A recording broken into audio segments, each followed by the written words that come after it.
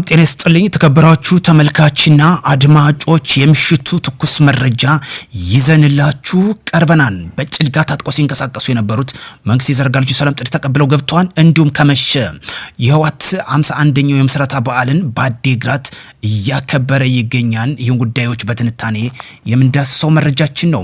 መካናይዜሽን የሀገር መከላከያ ሰራዊት ወደ ድንበር እያቀና መሆኑም ሌላኛው መረጃ የተገለጸ ይገኛል። ስለ ኢትዮ ኤርትራ ውጥረትን በተመለከተ የቱርክ ፕሬዝዳንት ሰፊ ማብራሪያ ሰጥተዋል። ይህም በተመለከተም የምናስደምጣችሁናል። በጎጃም በፍኖተ ሰላም በተወሰደው ኦፕሬሽን የአረንዘው ዳሞት ዘመቻ መምሪያ ኃላፊ የነበረውም ተደምስሷል። ይህን ጉዳዮችም አያይዘን አብረን የምንገልጽላችሁናል። እስከ ፕሮግራም ፍጻሜ አብራችሁ ተዘልቁ ዘንድ በአክብሮት እየጠየቅን ቀጥታ ወደ ጉዳያችን እናቀናለን። በማዕከላዊ ጎንደር ዞን በጭልጋ ወረዳ በጫካ ሲንቀሳቀሱ የቆዩ ታጣቂዎች የመንግስት የሰላም ጥሪ ተቀብለው ወደ ህጋዊ መግባታቸው የተገለጸ ሲሆን አሁን ከመሸ እርምጃው የሰላምን አማራጭ መጠቀሚያ እንደሚሆን ተገልጿል።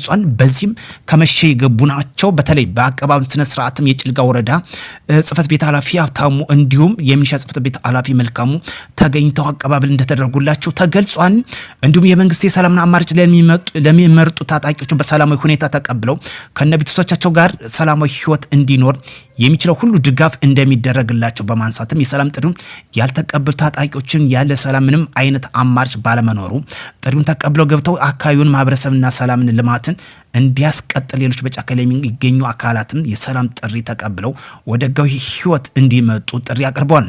ሰላም ለሁሉም መሰረት መሆኑን በመግለጽ ህዝቡም የሰላም ሂደቱ እንዲደግፉ ጥሪ ተተላልፏል ማለት ነው። ጽንፈኝነት ይውደም። ለእነዚህ ታጣቂዎችን በበኩላቸው ትግሉ የዓላማውን የሳተና በሴረኞች የተጠለፈ መሆኑን ገልጸዋል። ዓላማውን በመሳት የሻዕቢያና የህወሓት አስፈጻሚ መሆናችንን ስለተረዳን መንግስት የዘረጋልን የሰላም ጥሪ እንድንቀበል አይነተኛ መንገድ መርጠናል ሲሉ ገልጸዋል። ሌላኛው በፍኖተ ሰላም ማለትም በጎጃም ቀጠና ማለት ነው ራሱን የአረንዘው ዳሞት ዘመቻ መምሪያ ኃላፊ ብሎ ሰይሞ የነበረው ጽንፈኛ ፈቃዱ አስረስ እስከና አጃቢዎቹ እስከ ወዲያኛው ተሰናብቷል።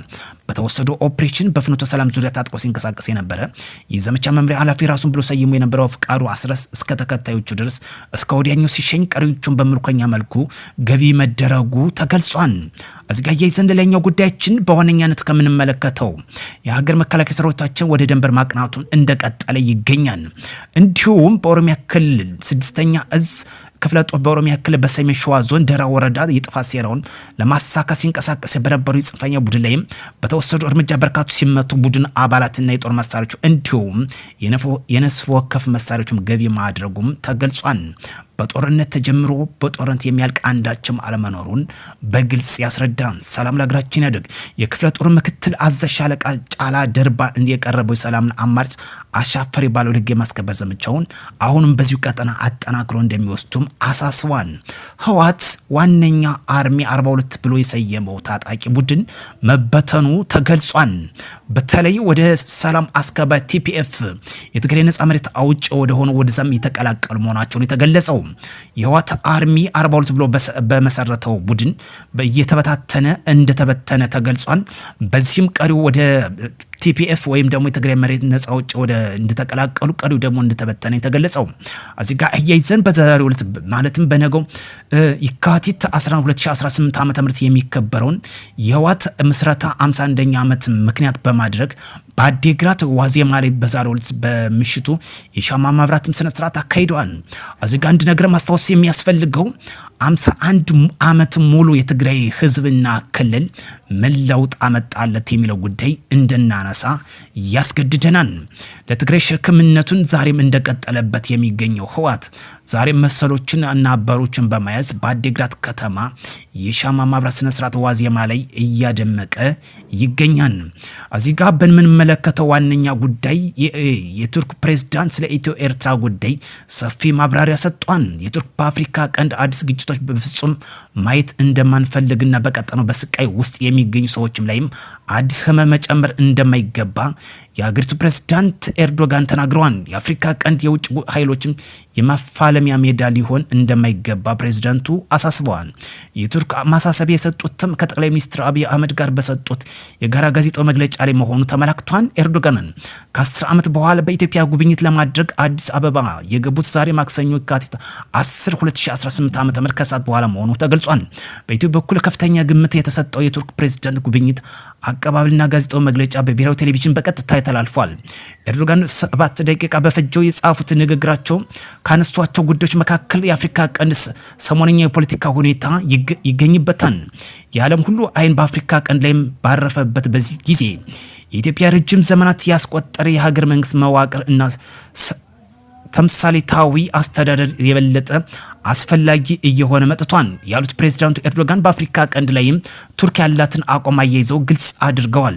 ኢትዮጵያም ትገኝበት ቀጠና ያሉ ሀገራት ሉዓላዊነትና የግዛት አንድነት አስፈላጊ ላይ ያለን አቋም በተለይ አጽንኦት መስጠት እፈልጋለሁ ብለዋል። የቱርኩ ፕሬዝዳንት በኢትዮጵያ በዛሬው ዕለት የካቲት 10 2018 ዓ.ም ከሰዓት በሰጡት ጋዜጣዊ መግለጫ ይህን ይመስላል። ውድ ቻናል ቤተሰብ ተከታታዮች ለሀገራችን ሰላም ያርግ፣ ጽንፍና ጽንፈኝነት ይውደም።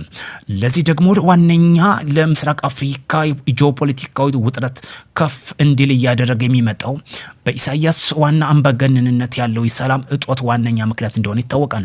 ለዚህ ደግሞ አጽንኦት ሰጠው መግለጫቸውን አሳስበዋል።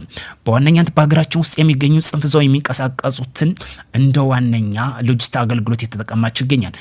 ዛሬ ከተመለከቱት እንግዲህ ከሻዕቢያ የገቡ ተተኳሽ በፋኖ እጅም ሲዘዋወሩ አይተናል። ነገር ግን አንድ ነገር አስቂኝም እየተመለከትን ነበር። በተለይ በትግራይ ክልል አድርጎ ወደ ደቡብ ሲገባ በደቡብ ወሎ ዞን ሲገባ በቁጥጥር ስር የዋሉትን ማዝ በፊት ተመልክተናል። አሁን በእጃቸው የገቡትን ደግሞ የማረክናቸው ናቸው እያሉ ማደናበሪያ ወይም ደግሞ ማደናገሪያ እየሰሩ ይገኛሉ። ይህ የትግሉ አጋር አንዱ ሊሆን አይችልም። ለሀገራችን ሁሉም አሸናፊ የሚያደርገው ሰላም ብቻ ነው። ጠቅላይ ሚኒስትር ዶክተር አብይ በሙሉ ልብነት የተናገረው አንድ ንግግር አለ። እንደ ቅማል ፀጉር ትራገፋላችሁ አለበት። ምንም ለውጥ ሊያመጡ እንደማይችሉ ነው። ስለዚህ ሁሉን አሸናፊ የሚያደርገው በንግግር በድርድር የሀሳብ ልዩነቶችን መፍታት ብቻ ነው።